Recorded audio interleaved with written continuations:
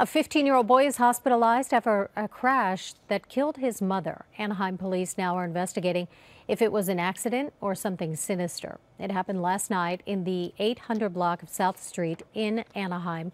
KCAL9's Cara Finster reports a man also was killed. Candles are being lit at the spot where 23-year-old Hector Manzo and 33-year-old Georgina Gallegos were killed in a horrific crash. Gallegos' 15-year-old son was seriously injured but is expected to survive. Making the grief even harder for these family members to bear, investigators are now questioning whether Manzo may have intentionally caused the accident. We have some witness statements that are indicating that prior to the collision that the occupants in the car were arguing back and forth. We're trying to figure out the facts for the collision, if it was an intentional act where he intended to collide with the cars that were parked in anger, or if for some reason he lost control. Lieutenant Tim Schmidt says Manzo was speeding down East Street around 10 o'clock last night when his Cadillac suddenly swerved into two parked cars.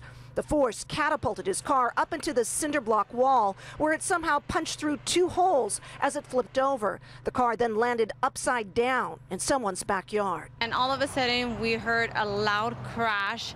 We heard when they applied the brakes, pretty much it was like, ah! It hit. This neighbor sent her father and brother running across the street to try and help. He tells us Gallegos had already died by the time he reached her. Is that he was just in shock. He couldn't even think or say anything else. We've learned Gallegos and Manzo were girlfriend and boyfriend and living together at these Anaheim apartments. Police say they'll now measure skid marks, collect evidence, and do interviews to try and determine what led to their deaths. And investigators say they hope to soon speak with Gallegos' 15-year-old son, who remains hospitalized but is now in stable condition. Reporting here from Anaheim, Cara Finster, KCAL9 News.